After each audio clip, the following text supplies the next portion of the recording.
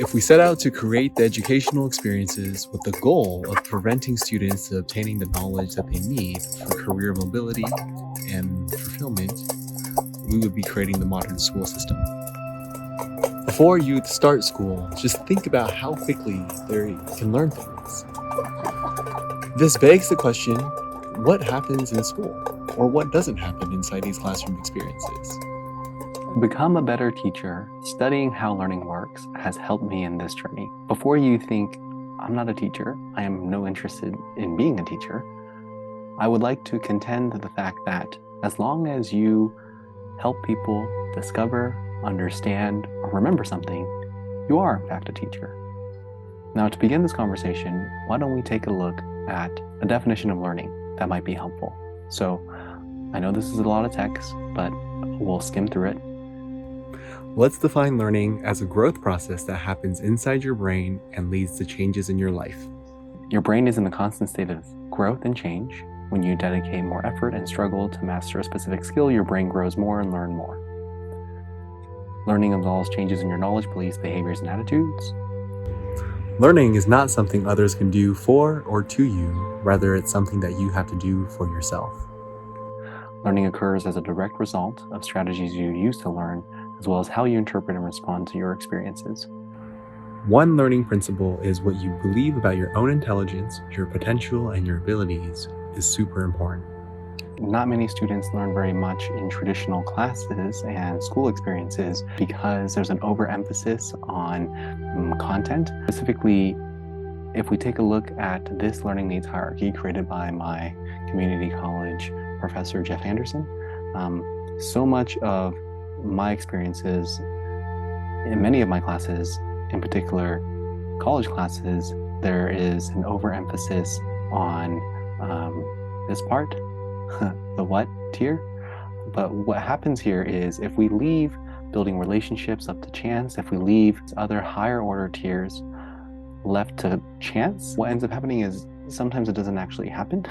Sometimes these are not answered and not uncovered for students. So that could be problematic for many reasons. So you might be thinking to yourself, okay, what does that hierarchy really mean?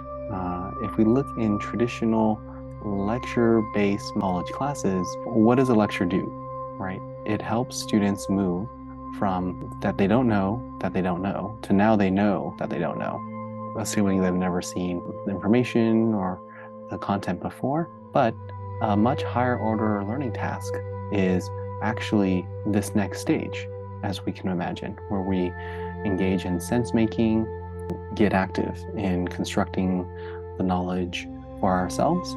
But so often this is not under the purview of the teacher and the peers, meaning it is done in isolation, unless you form your own study groups, etc., etc. But next, I'd like to show a taxonomy of learning by an author named Fink, which also supports the idea where when we overemphasize, say, this tier in classroom experiences, students miss out on these other tiers. So my plea to educators who are responsible for designing learning experiences for other people is to consider or reimagine how you use the time that you have with your students. All of us would like to be heard, seen, valued, respected, and cared for. And this is my invitation to have conversations around belief and hope, motivations and goals, and how learning works, all before content. And even if you're not formally a teacher or in a teaching role, anytime you're around anyone, you have an opportunity to tap into some of these other tiers. In the knowledge economy and the current day and age, continuous learning is required if we want to develop and build the life that we would like. If you are an educator, if you are a manager or a leader who are responsible for designing learning and responsible for designing engagement, I implore you to consider this hierarchy and find ways to address these other tiers and address these other categories, and not leave that up to chance. If we address these higher order needs first, the rest of the stuff is light work. People get better at making decisions when they have opportunities to make decisions, which is not the same as following directions. Thank you, Constance, for the one-on-one times. Thank you, Frankie, for extending me so much grace.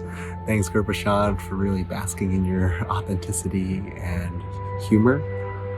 Thank you, Malcolm, for being kind to me during the interviews. And thank you for all my peers for inspiring me to become a better storyteller.